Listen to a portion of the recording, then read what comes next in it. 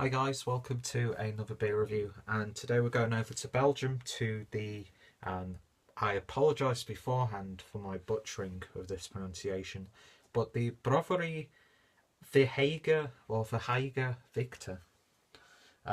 Yeah, and this is the Duchesse de Bourgogne, and yeah, the Flemish art of brewing. So I think this is a sour red Flemish ale in a 25 centilitre bottle, clocking in at 6.2%, with a best before date of the 6th of the 9th 2016, or 2018 actually. That's definitely an 8 Peter. And yeah, pick this up from Beergium. Links down below to their website if you've not checked them out already. Yeah, anywhere in Europe, and I think even internationally, they do deliveries. And the beers that I picked up, I paid a good price and got a good service, so of course I'm going to promote them any way I can. But beautiful looking artwork there. Lovely. Would that be a Renaissance paint? No, it's not a Renaissance painting, but lovely painting of the Duchess, I'm guessing. And then there you have the nice and classy crown. So both are definitely keepers in my book. So yeah, let's see what this is like. Not had a good sour beer for a while actually. I've had some pretty okay ones, but hopefully this one ticks all the boxes because I'm really enjoying sour beers. Anyway, let's see what we get when we pour it into the bottle. The glass. Excuse me. So yeah, that's actually a lot darker than I thought it was. I thought it would be. I thought we'd be a little bit more on the reddy side. But when you hold it up to the light, yeah, you get those reddish hues, ruby hues coming in really nicely. But when you just hold it like this, it's more like a really intense sort of like a dark wood sort of look to it, like almost a darker than a chestnut maybe. Slight like coffee tones to it, and I've just threw some out of the glass there. Beer poured with literally no head whatsoever, but I'm not sure how well you picked it up, but you can definitely get that carbonation in there. And yeah, definitely interesting so far. In fact, yeah, the more I'm looking at it now, those ruby brownish hues are coming through. So let's see what we get on to aroma. Wow, getting like almost like not a, yeah, like a red wine vinegar sort of aroma coming from this. Very is the vinous the word? Like fermented grapes? Wine, essentially. You know what? If you closed your eyes and sniffed this, honest to God, you'd think you were smelling like a rosé. Yeah, actually more along the lines of like a really stark red wine.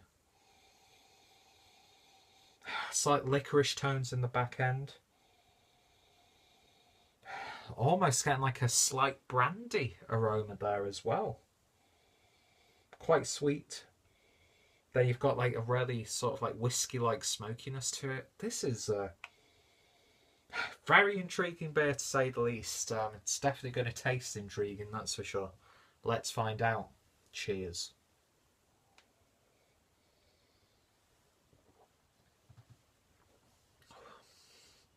Very tart.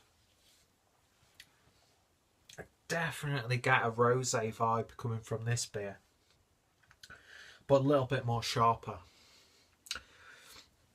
When it finishes that initial attack, you get this like really sickly sweet red cherry sort of flavour on the palate.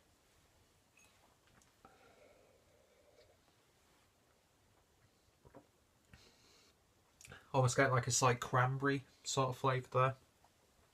It's like you've like really squeezed some grapes and just squeezed them into like something carbonated, because you're not really getting any sweetness there. It is a little bit vinegary, a little bit tart. Sour, it's got a slight sourness, but it's more of a tartiness to it. I know they could be, you know, they may be the same sort of thing, but it's definitely intriguing. I like, you lick like around your teeth and it's almost coated them. Well, that's probably because I've hardly got any enamel on my teeth. But yeah, you get, it's like it sticks to the teeth and you can run your lips around them and you pick up that flavour in there.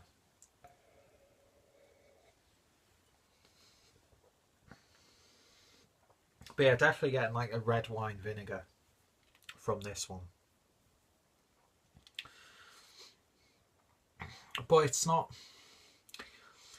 it's an acquired taste. It's not really my thing, to be honest, but I like reviewing these beers that push my own taste buds. Would I go out my way to pick up another bottle of this? I don't think so. But I'd like to experience more of this style, so it's not putting me off. I mean, it'd have to be an absolutely horrendous effect on my palate for it to put me off. Because, you know, it's not even like a sense of morbid curiosity with beers like this. It's just I want to try them. Because there are people out there who, you know, they live off this sort of beer. But I can't really do it. I mean, if you like your wine, and like you, like almost like a balsamic vinegar as well. Although it's a little bit more sweeter than, yeah, the red wine vinegar, that's what I'm primarily getting. You're getting like sort of like squishy apples in there as well, maybe a bit of pear, those sorts of fruits. And then you get sort of like maybe a slight sultana flavour, and then a little bit of a cranberry. The tartness of the cranberry comes in as well. There's really a lot going on, and I can still taste it. It lingers on the back end. And yeah, like I was saying, you get like these images of like a wine, a brandy, these sorts of like boozy sort of vibes, but you don't get the alcohol. Obviously, I mean, it's only a 6.2% beer. You know, they'd have to do a really bad job if they couldn't master the alcohol on a 6.2% beer. But I'm a bit torn on this one because I don't know if I'm really enjoying it or if it's just really not for me. It's not an awful beer. It's not bad. This is purely down to my own taste buds. Very highly crafted. Great quality. And for the price that I paid for it, I'm not going to complain too much. But the Belgian beers, to me, they've always been an acquired taste. Doesn't matter if it's a Belgian wit or a Belgian strong ale. I've got to be really in the mood to try these beers because they are very strong on flavour, I find.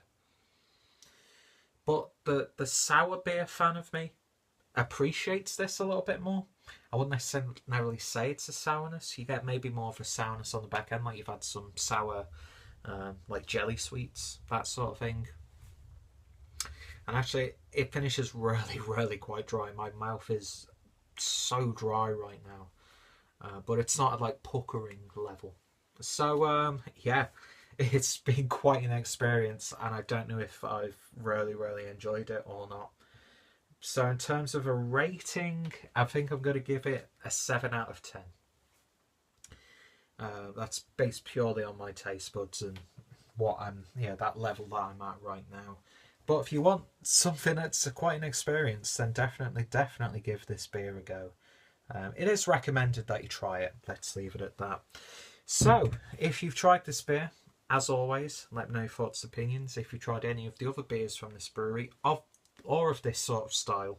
I've not really had too much experience with these sorts of beers, so I can't like give you a dead set like recommendation of what to try or comparing it to other beers. But, you know, at the end of the day, I'm learning just as much as hopefully that I'm potentially putting out there as well. I'm going to finish it. I'm going to take my time with it, though.